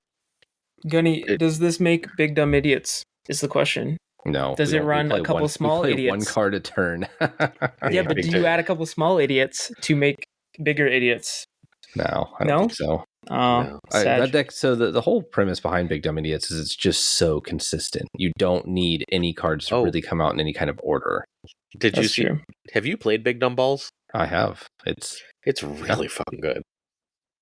Like Big Stats Go Boom is pretty good. Yeah. Speaking of decks that don't give a shit about Leech everywhere, that deck is really good. Wait. What is Big Dumb Balls? I've seen Big Dumb Idiots. Watch my video today. One of the guys. Not today. No. You put so much content out. No one can keep up with me. Whenever someone's like, I just missed a video. Whenever someone's like, I missed a video, my answer is like, yeah, I can keep up with This is insane, though. It's worth talking about. So Two Ties, one of the mods for the Snap Judgments League. He's been playing Big Dumb Idiots for a long time. I'll grab the list. Spun off, made his own version called Big Dumb Balls, playing Cannonball and Hope Summers and a couple other things that are different from the Big Dumb Idiots. Give me 1 second. but it keeps the whole core of just playing big ass stats. The dude has a 75% win rate with 200 games, like over 200, like That's 250 insane. games. What? Okay, that's real. Those are real stats. I'm going to read it to our viewers for anyone who didn't watch Thursday's video. It is America Chavez, which I wasn't sold on, but is good. It's today as of recording. It is, this comes out Saturday. So. All right. The 2 drops are Armor and Maximus. And again, I'll send this to you later, so don't stress it. Armor and Maximus. Then the 3 drops are Hope, Cosmo, and Gladiator. 1 4-drop Crossbones. That's the one thing I'd like to change about the deck. I'd really like an extra 4/10. 5s are Ronin and Cannonball. 6 is Blob, Red Hulk, and Scar. The deck doesn't sound good. It doesn't look good. You look at it on paper and you're like, how does this work? 75% win rate with 250 games. That's infinite. Those are real stats. Yeah. I mean, Gunny, stats win games. Yeah. That's how you win. So you win Marvel Snap games. Which is, again, how I'm sure Claw is good. Yeah. Fair. There's a lot of stats. But Sasquatch is also good. It's, I think it was Lauren's observation. I'm 99% sure it was Lauren's observation that every month since December, technically since November, if you want to count Ms. Marvel, but she's debatable, they've given us a big stat stick, and it's always been either the best or the second best card of the month. That's fair. Call Obsidian. Yeah, Call. Red Hulk, obviously Blob, Mockingbird. And then January was just kind of a bad month when they OTA'd him. Scar. Yeah, but Scar is the January one. It's just like January was kind of a whack month in hindsight. January's cards didn't really pan out. Meek did, sort of. He got nerfed, so just saying it panned out. Nerfed. Well, he got buffed. Because he got buffed, yeah. Right. Yeah. There's a relevant piece of information in there. Yeah. There's one card I'm forgetting from that one. It was Hercules, Meek, Scar, Kyera, and Blob? Grandmaster. Oh, was it sorry, GM? You're talking about January. Oh, yeah. Blob's the month before, yeah. So that is just a fucking giant miss of a month, yeah. Stuff. All right. Cool. All right. Well, we just talked about the past, this month's present, and now the future. All right. So, Glazer, do you want to explain leagues to our loyal listeners and loyal viewers who may not have found out what it is or did not understand the article that they read in their app, which is definitely not me. It's talking for a friend. Does anyone remember how many players are in leagues? Because it's 10, right? Am I losing it? Whatever. You're put in a league of a certain number of players. It automatically happens as soon as you play a game, once leagues are active or whenever a league is active. The people you'll be put in with are supposedly people who are about your MMR who play about the same amount as you do. You don't play the people in your league, you just go play Marvel Snap. And as you play, you gain points. And whoever has the most points, fundamentally the same concept as Snap points, at the end of that period wins the league. The top 5 places, I believe, have prizes of some kind. The number 1 place comes with a spotlight key. The big controversial thing is that you can buy boosts for gold for 150 or 200 gold. I think the 151 is it doubles all of your games. And the 201 is if you lose, you don't lose any. Like, you'll still lose your MMR rank and whatever else, but you won't lose your league rank, league points. I think that basically covers it. Is there anything I'm missing? It seems weird. I know. I think this just gets layered on top of ranked, just to be clear. Mm-hmm. That was the one thing that was not clear to me when I was reading the article. I was like, is this a different play mode? Okay, so it's just layered on top of your ranked. Okay. So this seems really strange to me, and here's the number one reason why I think. What do they keep talking about Marvel Snap? Like, why don't they have a competitive scene? What is their argument? Because they can't monetize it. Casual game mode. There you go. Gnome hit it. Like, they keep saying it's a casual game. So what part of play as many games as you can in 24 hours says that this is a casual game? Like, that is... They couldn't monetize it. Yeah, I get it. I get the whole monetization thing. I'm just, like, this is just the opposite of everything they've said of like why they aren't doing things. Like, oh, it's casual. Well, because staying you're up only and playing for people 24 hours straight, which some streamers will probably do. Like, I'm going to win because this streamers league. play a lot and will be matched up largely against other streamers or people who already play a lot because they are sorting you specifically by how often you play. If someone decides to break their play pattern like a maniac during this period, I think they're willing to take that as like, oh my god, we just incentivized people to play more, which is what we want, right? Because Yeah, I mean, like I got it. It's just strange. Your traditional play amount, like I play bluntly dailies every day, and on an occasional day where like I don't have a video, I'll play for like 2 hours. That's my play pattern, right? So that's what they're going to see for me. And like I'll be paired with people who play that much. And if suddenly I'm staying up all night playing, even if I don't spend any more money, that's a win for them. Are you going to know who's in your league? Yeah, you see all the names. You see all the names. So that means we would know if like Garrett, KM, Lambie, or whatever. Yeah, I feel like I should know. Well, they could change their name, but I feel like I should know how many people are in leagues. I'm going to sizer my account. He's literally messaging me Dex right now. All right. No, cool, thanks, Sizer. Do you have any thoughts about League? Yeah, it's interesting. It doesn't look like something I will interact with too much. I will probably still play as much as I normally play. And it seems like if you want to put the golds into it, you can. That's fine. And the people who are saying that it's pay to win, it's like you're not getting anything like you weren't already getting, right? It is essentially, from what my understanding, you only get stuff, like you don't lose out on anything that you didn't have. So if you want to interact with the system, you can. The whole FOMO thing, like, yeah, I guess there is that, and some people will be mad because they got placed in a league and they didn't finish as high as they wanted to, and they didn't get the reward that they wanted to.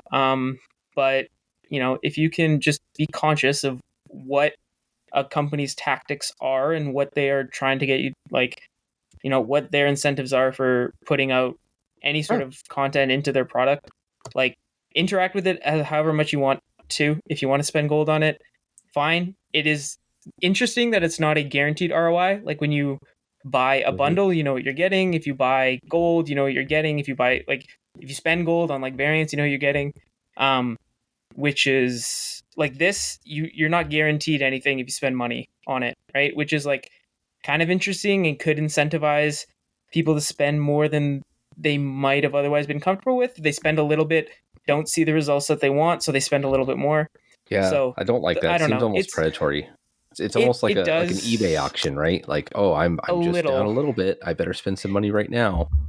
Yeah, which is why I preface it with like, understand why a company is releasing a product that they are into, like something like a game that you like. So yeah, that's my only thing. Like I said, I probably won't interact with it. I mean, I guess you automatically join them. So yeah, I guess. No choice. I mean, but I won't like interact with the game differently because of it. If that, like, I won't be like, oh, I need to play now because of my league. I will play as I care about, my rank on the leaderboard, and which a lot of people don't. But like, yeah, and I understand that, and I know that. But my brand as a streamer is a little bit built around that. Also, like, playing in tournaments is like, performing at a competitive level is important to me, and Leech doesn't change that. So just so everyone's aware, there are 30 people per league. The first 20 get some kind of prize. So last 10 get to feel bad. I'm excited to finish dead last in every league that I'm going to ignore the shit out of this. This does not seem like it's for me. Like, a tournament is cool because that's like head-to-head competition. Oh my god, I still need to schedule my tournament game. But like, being like, how much can you play? No, I don't care. I'm just gonna play as normal, and if I happen to end up in a decent place, I happen to end up in a decent place. And maybe if I like check on like the last 2 hours and I'm like close, I'll go for it. But outside of that, I think that ultimately this feels like a huge miss to me. Like, this is like, even without the monetization part, like, you can just buy your way to win. I don't care. This isn't interesting to me. This is just Like, what I want from Marvel Snap isn't just more shit layered on ladder. Yeah. People are going to like it, though. Some people will like it. Yeah. And some people I think this will be really fun for new their players. Dissatisfaction, right? If you're like Twitter. New and you're in that Series 3 climb and just playing against other folks that are in that same area, like that'd be pretty cool. It's true. Yeah. I mean, if you want to put in the time, it's free rewards, essentially. If you don't want to spend money, like you can still get right? If you grind enough, you can still finish top 20. Top of the leaderboard. So, yeah. Yeah. I really do feel bad for those top couple people, though. Like, you're going to be number 2, and you're like, oh, if I just spend 500 gold, I might get to number 1. Which is why consumers need to be careful, but a lot of them won't be because they don't listen to the podcast, which is their own fault. Very true. Definitely your own fault if you do not listen to our always excellent and on-point advice. We're definitely blaming you for your choices. Definitely. All right. So, speaking of choices, each person is going to get 2 here. We're going to go over what are the best spotlight cards for this month. All right. Week 1, we'll go GunnyT, Gnome, Glazer, Celine, or Kiera. Oh, no. Not or. Should you open for this week or should you not? Oh, like you this is how you want to do this? To open or not, right? Yeah, like it's not just like you want to open. All right, if you want to open, you don't get to choose between Celine and Kiera. You get. Do you open for these? Do you open for these, Gunny? I don't think you open for week 1 at all. No, those 2 cards are not in meta. I don't see them becoming relevant soon. Maybe if you're playing Ultron stuff, Kiera goes up in value, but other than that, Nocturne's a good card, but the other 2 are passes. No. Yeah, agreed. I echo what Gunny said. It's not a great week. Nocturne's fine. If you want her, you can, but the other 2, not great. Glazer? I think these might be the worst 2 cards in Series 5. Could be. It's a discussion. Maybe. Them or Hercules, right? I can't remember. I can't remember all Series 5. Is Hercules Series 5? Oh, yeah. They stopped releasing Series 5 right around Meek was Series 4. I would like to say I bought the Dan Hip Hercules because I love move bounce. No regrets. It's a good Dan Hip. I'm going to say, I think it's a great Dan Hip. Every Dan Hip but Abomination because Abomination refuses to show up in my shop. Yeah, Kara's a huge miss for me is I thought Kara was going to be way better than she is. She was good for a bit when Thanos was good. She's not horrible. Like we did judge her based on context too, right? Like she was in a Thanos meta and she was very good in a Thanos meta. Yeah, I guess that's true. She's not unplayable. I haven't seen it. She's not unplayable, but I haven't seen her hit the board in a long time. She might be in Ultron decks. Let's see. Yeah. I think Invisible Woman goes in before that. But. Oh, well, yeah, though. But like, why not both? Yeah, sure. All right, how about Legion and Living Tribunal for League 2, Gunny? I think Legion is always a relevant card, good to have in your collection. Not something I would open for necessarily, especially because it's Series 4, 3,000 tokens. But Living Tribunal is always a deck. So if you don't have Living Tribunal, you don't have Legion. Sage is a great card. This is an open week. If you don't have probably 2 of these cards, so obviously you won't have the if you don't have either Living Tribunal or Legion, you can probably safely open for Sage. I agree. Legion, good card. Diverse, you can throw it in, can scam games. I think Glazer said on last week's podcast with Gregor that it is a bit tougher for me specifically to run, but in general, I think he's a very good card. And Living Tribunal. Ava is playing Legion right now at rank like 5, so maybe you can run Legion. I fully believe he's a better card than a lot of people give him credit for at in the circles that I talked to. So yeah, I agree with you on that one. And then Living Tribunal, if you like that type of deck, it's probably going to be good for a bit, for a while. So it's a good deck. Glazer? This is the week to get of the month. Like, we don't know how good new cards are, right? Like, never forget the War Machine debacle of March. Last month? Or 2 months ago, I guess? Because War Machine and Cannonball, right? Like, almost everyone had those in reverse order. So, like, never forget that debacle. So, like, as I'm recommending Spotlight Caches, I try and put extra credence onto the cards that we know the quality of. And Tribunal is excellent. It's going to be out of the meta for a while because I would bet almost anything we're about to be in a Super Skrull-ass meta. And you don't want to be playing the type of deck Tribunal goes into a Super Skrull-ass meta. But Fair. Tribunal will be back. And Legion is awesome. Yeah, I mean, I'm just going to say you should, like, I think it doesn't matter what the card is, like the new card this week or that week is, because these two cards will perennially be part of Marvel Snap, and they're worth owning. Sage, by the way. Yeah, Sage is the card. So, but I mean, again, I know, I'm just noting. Living Tribunal is like a whole ass archetype. Like, you open a ton of decks owning that card, and then Legion is a good mid-range card that also has fun implications. So, and Living Tribunal is a pretty cheap deck outside of Living Tribunal, right? Yeah, so that is Ravonna. Also a huge plus. Oh yeah, and Ravonna, that is also that's not too bad. Series 4, yeah, that's and available this month. So there you go. You could in two spotlights, you could open it. But before we get to the Ravonna Renslayer, in week 3, Scar and Black Knight, GunnyT. Gunny, you have to say bye. I don't. So Scar is decent. I love Scar, but I've been playing less of Big Dumb Idiots. It's a good card, but I think it's being outclassed right now. And I'm going to say the same thing about Black Knight. Black Knight was very relevant, but putting 20 power into a lane twice doesn't even win games anymore. So I can't confidently say that Scar and Black Knight are worth opening for. I agree with Gunny. I don't think Scar and Black Knight are meta relevant right now. Black Knight took a huge hit with the Zabu nerf. However, this is my top pick for variants. The Scar and Black Knight this week are fantastic. So, yeah, if you care about your collection and maximizing that, probably not. But if you're a variant whale, take a look at the variants. It's crazy to me how much the Zabu nerf killed Black Knight decks. It took a huge hit, and I was not the target of the Zabu nerf. Let's be real. But I love Black Knight. I played it like all of SJL Season 1.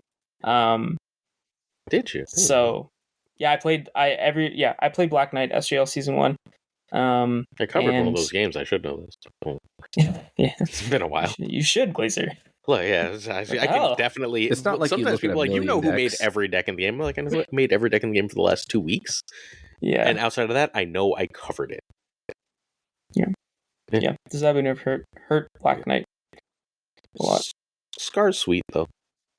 Scar's cool. Scar's just a fun card to play. I will say he's not fantastic, but he's so fun. Black Knight and Scar are fun to own. Like if you're into it, like those are good. You won't be sad to own them. I'll tell you that much. Gunny makes a good point. Just because these cards aren't meta relevant, they are actually two of the most fun cards to play, in my opinion. Like making a 420 Ebony Blade it feels amazing. It feels so good. Can I soapbox quickly? Today, someone on one of my videos. No, fuck that. No, it's fucking my channel. All right, but so today on one of my videos, someone commented that I should only ever show stats from the top of Infinite. Oh baby, and like, who the fuck does like? I love top Infinite players. I'm friends with a lot of top Infinite players. Like, I think the top Infinite meta is wildly interesting and definitely relevant. Anyone who's watched the videos knows that. Who the fuck decided that's the only way to play Marvel Snap? That's complete bullshit. Yeah. That's not the only way to play Marvel Snap. Like, some people are trying to get Infinite, and decks that are really good at getting you Infinite fucking matter. Decks that are really good at, like, helping you climb from 40,000 to 20,000 fucking matter. Like, this is not a one-size-fits-all thing. Like, I was just like, you really think only, like, 130 people matter in Marvel Snap? Like, that's so myopic.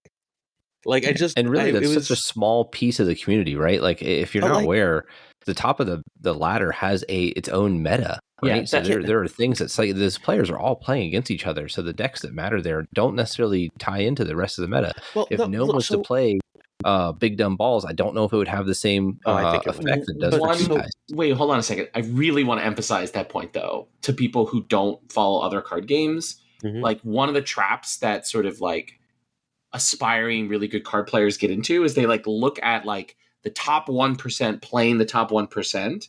Like, that can sometimes get very inbred because those people all know each other. They know what they play. They try to counter each other, and you'll see this deck list and be like, oh, the best Mhm. player is playing this against the second best player. Like, oh, obviously, if I pull that deck and I learn it, it will work in the meta. It may not, because that player is targeting their peers, and that's not necessarily a generically good deck that you want to play to climb or achieve your competitive goals. Like, that's a really important thing in meta interpretation that people need to learn. And a thing that happens all the time is, like, I think until Blink came out, Loki was the best deck for a couple of weeks. And I would say Loki is the best deck, and then I'd also get like a million comments that would be like, Loki loses to this, and I'd be like, I didn't say it was unbeatable. That's not what the best deck is. Here's another big point too, right? And then we have the perfect person to ask here is like, Gnome, how much snap equity do you have just from knowing what deck you're going up to by the name that pops up on the screen? Just about as much as they have, because they know what I'm running. No, but I mean, like, I don't have that as not in the top of Evident, right? It like, is so definitely, for the vast majority of players, you don't know what you're going up against. That's not the same for you. Yeah, and for, I would say, I don't actually know what number. I would ballpark it around 70 to 80% of my games. I know which deck I'm facing, or at least I know the player, and I know the range of decks they like to play. So within the first couple turns, I kind of know what they're running. It is a very different experience. I haven't been top Infinite like since the Infinite Leaderboard came out. I think it's only been like 3 seasons where I've been 2 seasons where I've been within the top 100, and then like the 3rd season I was like close, and I kind of got a taste of that experience. And then last 2 seasons, I spent it like majority within the top 50/top 30. I think I was in your stream when you made top 100 for the first time. Probably, yeah. Like I've slowly been finishing higher every season and slowly getting more of that like quote unquote top Infinite experience, where you do face the same people and it's very expected as to what they're running, and you sit down in a session and I'll play Husky 3 times and it'll be like, okay, I know what this guy's running, or like Woody or anyone, Eva, like people we've mentioned, and it is very different, and there is an extent to which you tech against your little pocket meta more than higher up on the ladder, where you face a more broad variety of decks. I still think generically, right, you're still trying to play good decks, because you still will queue up into people who are not within, I'll queue into players that don't have a rating next to the range, which I think means above 5,000. Above 5. I don't know where it cuts off. Yeah. And yeah, sometimes they're just playing like Wong Tiger stuff, and I'm like, well, that's still really good. I lose, like I die to this. That's another point I was just actually going to bring up, is like in the top meta is like there's a range of decks that you end up playing, which are the meta decks, the ones that you're the people, Glazer, that are asking you to cover those decks. But that just sometimes your deck folds to these random Wong Tiger decks. You're like, oh my god, I don't have anything to beat this. Nope. Because no one in the top 20 is playing Wong Tiger Odin, but yet at the same time puts out a crap ton of points all over the board, and you just sometimes can't deal with that. So wait, hang on. My argument is not that top meta decks don't work lower. I think we've got an abundant amount of evidence in Marvel Snap at this point that they definitely do, or at least the high majority do. Oh yeah, however, I'm not saying they don't. However, hang on. I know. Let me. Okay. However, I think that doesn't mean that your deck that wouldn't work at the top meta won't work elsewhere. Yes, agreed. Yeah, you can. Yeah, if a deck wouldn't run at the top, it doesn't mean it could still get you Infinite. It could still get you top 1,000. It could still do all sorts of great things. And everyone's in a different place, and setting your goals appropriately is important. Like there is Creator, who fundamentally only shows top meta stuff. There's one person who does that in that space, Market Corner. But like, and then there's a million people who do the here's how you hit Infinite thing. Yeah. Like, I'm trying to do a build your own adventure, right? Like, figure out what your goal is. Here's a bunch of decks that can help you get there, whatever your goal is. So figure out what your goal is, right? Like, but your goal is not valuable if it's not be top 100. You know how I know that? Because only 100 people will hit that goal, or 150 people will hit that goal. And like, that seems like a shitty way to enjoy a game. And if that's your hobby, and like you're at rank 5,000, you're like, I'm not a success unless I hit top 100. Do something else. You're going to be real sad. All right, it's a pleasant note to begin wrapping the show up with our final segment. We skipped Havoc and Ravonna. No, we still got Havoc and Ravonna. We do? Yeah. Okay. Havoc and Ravonna. There we go. So, Gunny, Havoc and Ravonna. Yeah, I would like to talk about this one in particular. So we can all remember in the January season, whenever we had Kyra, High Evo, and not Nico. Gosh, what is it? Nebula come out in the same spotlight, and everybody raved about it. It was the best thing. It was like, here's a deck. So I really think they messed up, and it was probably I want to say it's on purpose, because now you have to open up twice. But if Sage had been in week 4 or Havoc and Ravonna had been in week 2, that would have been just so cool to have all 3 cards work off of each other. Like, here's open the spotlight cache and you have a deck. Like, that was such a home run back in January, and I really wish they would have repeated it. They won't. I'm just going to say, I think they actually try to avoid doing that now. Yeah. Like, I think they want you to have a miss. Not on card, like, the art quality, but on, like, card playability quality. Sure. Yeah. It was just so well received by the community, even though, like, High Evo wasn't the best deck. Like, just for a newer player, and you can open up, you have your 4 keys saved, and you're like, all right, if I open this week, like, I'm going to have a deck to play. It's just such a cool thing that they did, and I just wish they would repeat it. They're going to start. I've been saying this for a few months. I would bet you it happens by September. They're just going to start selling us decks. Yeah. You think they're going to sell, like, precons? Something like precons. I don't know if it'll be exactly precons. It might be certain pieces of decks, but they're going to sell something like decks, because if they do it with keys, they did it for free. Yeah, and it will all be variants, so you can still open them up. Oh, the actual cards. Gnome's going to talk about the actual cards. Havoc is fun. If you, you're right. I built a deck I like to call Tax Evasion with Havoc and Hope Summers. Just a great it is a fun deck. Is it fantastic? No, but can it win games? Yes, it is. So, yeah. But yeah, they're not great cards. I just wanted to get my little plug in that I made a Tax Evasion deck. That was a lot of fun. And some people fun. I played it. Were playing Havoc. Some people were playing Havoc for a bit, which has come back actually. That, like I said, that Ravonna Havoc deck actually made some rounds. Yeah, Safety Blade. Ika's playing it right now. Yeah. Ravonna's a good card. Like, Ravonna's a great card. Yeah.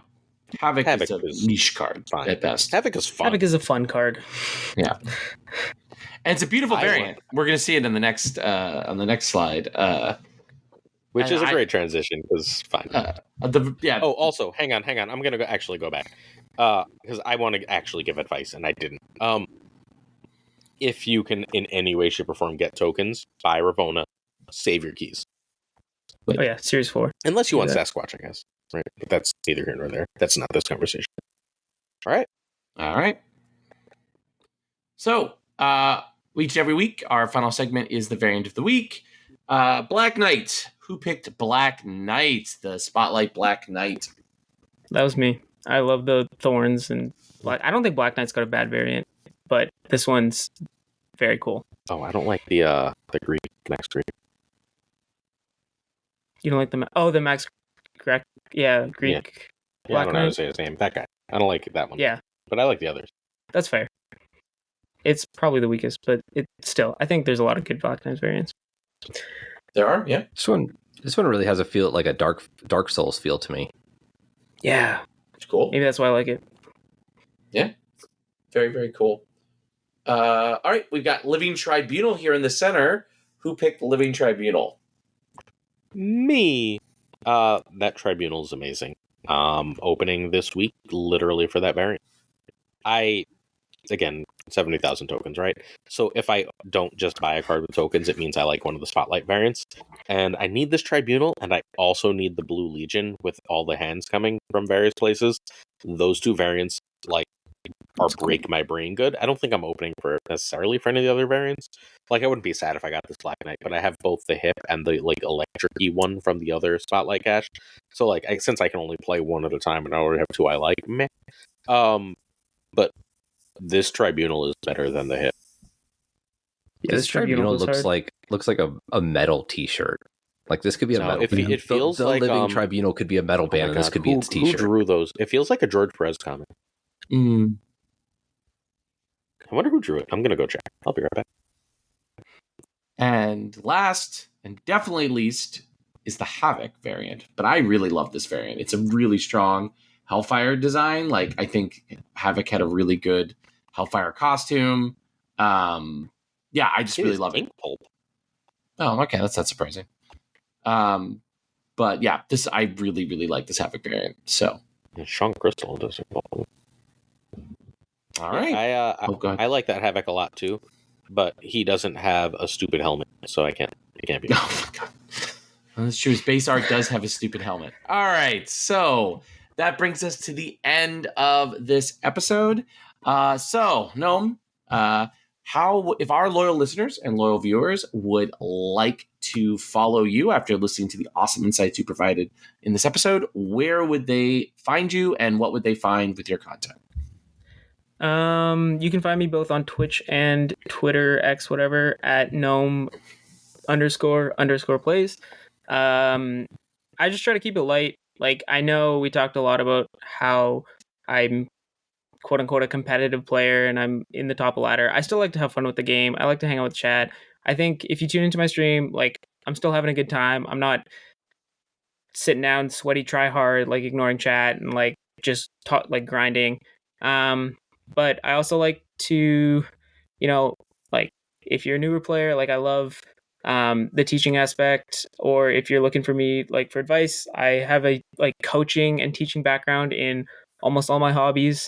So I just like being like that side of it. So yeah, just come hang out, have a good time, and there's Marvel Snap on in the background. So all right, I got a hard sell here for Gnome. So one thing that's now he takes my hard sells. Sheesh. I'm gonna do it. So one thing that's really kind of hard with some of the bigger streamers is the community aspect of it, right? So you jump into Dara's stream, or you jump into any of the giant streamers streams, you're just a fly on the wall, right? Gnome's community is building so rapidly. It's insane. Mm-hmm. I jumped into his stream, started chatting with him whenever he had like 4 viewers in there. It was really great. Got that one-on-one personal experience and got to learn who he is. He is growing so rapidly. And if you want to get in on the ground floor with this player and like be one of his original, crew, like now is the time to do it, because Gnome he's going places. His stream is building rapidly. And on his gameplay aspect, as a former chess streamer, like the strategy he talks about in his game and just like the plays he's making and how he's countering his opponent, you're going to learn so much. And I really enjoy watching his stream. It's almost like just chilling, playing video games on the couch with your friend whenever I'm listening to Gnome. Because he is absolutely chatting with stream, and he's got a great mind to him. Yeah, this stream, I mean, this is a huge thanks to Glazer. Like, the growth I have experienced over the last little bit has been insane. Like, I stopped streaming chess at 150 followers. I'm at like 1.2k now, and I'll have like regularly like 3 digits, which this community is fantastic, is my whole point. Like, I love the Marvel Snap community, the way it has like accepted me and just the things I've been able to do with it. I never like, streaming's always been a fun hobby, but to like see so many people, and Gunny's been there from the beginning, so he knows, like, to see so many people that like keep coming back and like actually want to watch me. It's very cool. It's very cool to see as a content creator. So, and yeah, Glazer showed me out a bunch, so credit to him as well. I mean, whatever. Like, I guess I haven't been doing this forever, but I've been doing this long enough to know when someone's good and you're good. Like, thank you. Just it's very, very hard to do what you do and not be sweaty and still be personable. There's a lot of very good streamers and very good players, and I think that there's a reason that some of the biggest streamers in the game are slightly on the less competitive end, right? Because it's really hard to be that personable while sweating, and you pull it off all the time. Like, every stream, every time I go in, you're being both super personable and like super engaged with the gadget and super interesting, and you're winning and like playing high level Snap and still explaining your plays, and that's important, right? Like, it's not like I'll happily go watch someone lose 15 games, or I don't really give a shit. Like, but that you're able to explain how and why you're winning as you're winning, and not neglecting all the like entertaining things that a streamer used to do, is really great. You're gonna be huge. It's awesome. Thank you. And also on the flip side of that too, like Gnome has consistently been like one of the first persons to sign up for anything that we're doing. So the Snap Judgments League, he's immediately in there. Fight Club immediately you guys in make there. Good shit. Like you guys make awesome stuff. I want to be a part of it. We really appreciate it. Absolutely. All right, real quick, Gunny, if you want to remind our loyal listeners and loyal viewers where they can engage with you, where would they? At this point, it's just the Snap Judgments League Discord. I'm the tournament guy. I'm going to be all over the place. I've got some things in the work with some big entities that Glazer and I are working with. So you're going to see my name around. But really, I'm not doing the YouTube thing anymore, other than making new videos each event that we do to tell people how to do it that they don't watch and then they mess up anyways. I know that line. So you could lead a horse to water, but you can't force him to drink. But yeah, so like the YouTube's on hold for now. So just if you're interested in tournament stuff, I mean, I'm on X sometimes, so if you want to follow me there, it's at theChadUSMC. You'll be seeing about the tournaments going on, as I'm always either retweeting or posting about tournaments. And then on really most of like Woody's Discord, so Lambie's Discord, any of those, obviously Snap Judgment, just at GunnyT if you're interested in what's going on. You have questions about what tournaments we're doing or anything like that. Awesome. All right. This ready for your favorite section, Roy? Yeah, go. This ad for our Patreon contains one truth, that our Patreon is patreon.com/snapjudgments, and a lie that this is not an Agent Coulson card. Like, let's be clear here. Like, this is not 100% Agent Coulson. Okay. If you watch literally any video I make, I will tell you that Agent Coulson is a card that you should replace, and it goes in every day. Sure. Okay. So this is my slide that is pre the shout out slide. If you would like to get a shout out, check out patreon.com/snapjudgments. Cool. Ready? Oh, I'm ready. I was born ready. My body's ready. All right. Certain tiers of support come with on-air thanks. We're going to say thank you to Abigail Gieslin, Mandatory Burnout, Cables, David G. Wingfield, Direwolf, LAB, Fathor Newman, Good Dog Gamer, This Is the Way, all the way from Scotland, Inc., Jane Everett, J.D. McDonaldino, Keratix Lee, Koirei, all the way from Japan, Pyrofros, The Goat Seeker, Denman Falcon, all the way from the Bronx, Doku, Philip Ratkovich, our friend Ratko, Haplo, Kenny Loggins of the Danger Zone, Rob Silverman, The Bizza, X-Force V and Skippy G, Snap Judgments League 1 champion Tommy Nyquist, King of Bros, Black Dahlia, The Ray Kazoo, Jessica Gamble, Ryan Wood, Kev Sihora, Luna Chris, Louis Antones, Mod Supreme Models, Rema Setala, Brian Kaufman, Tristan H. Martin, Fuzzy Dunlop, perhaps the Fuzzy Dunlop,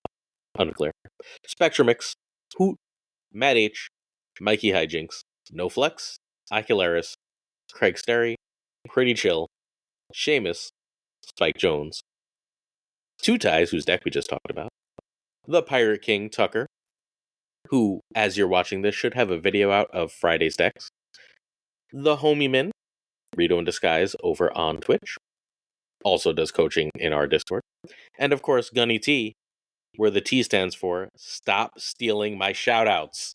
Can I talk about the patrons for 1 second? Sure. Go All ahead. right, so I like to do this every time I get a chance, but the $1 patrons, I so much appreciate all of your support. Get you into the league, get you able to play in our tournaments, and they make us kind of break even a little bit less, right? So we're giving out more than we would for the $1 patrons. These patrons right here, the $10 patrons, are the ones that are allowing us to do more, giving more to the community, holding bigger and better tournaments. Like, if you want to see growth, like the $10 patrons is what allows us to grow, because everything else is just breaking even. And I really, really appreciate every single one of these patrons. Thank you so much. And I'd love to see this list grow. So if you're interested and you have the funds, like, by all means, let's make Snap Judgment's empire grow. It's true. Got to make the God Emperor needs his sacrifices in the form of your Patreon donations. All right, so that brings us to the end of this episode, and I get to say goodbye to our very special guests. Gnome, it was excellent having you on the show for the first time. You were a great guest. We really appreciate you coming on, and we hope to have you on again soon. Thank you. Yeah, had a lot of fun. Thanks for having me on. And yeah, go join the Snap Judgments League too. And because I will be playing. Or is registration already closed? No, we just let people join. If you want to join late, you'll just take a loss for your first round. Go join it because it's a lot of fun. Season 1 was amazing. And, we had 2 people join today, and today is Thursday of the first round, right?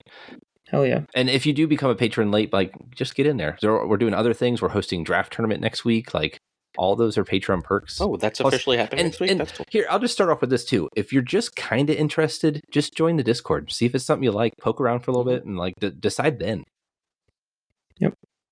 It's true. It's also only $1, which is like very cheap. For the Patreon, not for the Discord. Discord's free. Discord's free. Patreon is Discord is free. $1. Well, Gunny, thank you so much for all you do for Snap Judgments and being one of our regular contributors. I think I'm going to start claiming squatters' rights here. I don't think I'm a guest anymore. There we go. It's true. All right, Glazer. It is, as always, a wonderful experience to do this each and every week with you, my friend. Peace and love and worship the God Emperor. And also happy Teachers Appreciation Week to you, my friend. And to all of our fellow educators out there in cyberspace and real life. But until next week, friends, stay safe, make good choices, and keep on snapping.